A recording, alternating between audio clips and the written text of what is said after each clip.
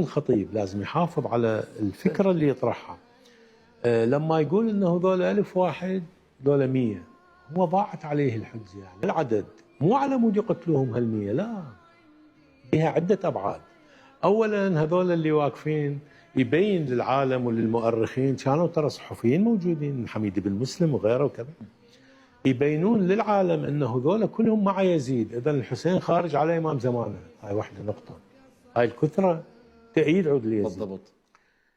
ثاني شغله رعب، هذول بني هاشم، بني هاشم اشجع ما خلق الله، العباس وعلي الاكبر وهالعمالقه.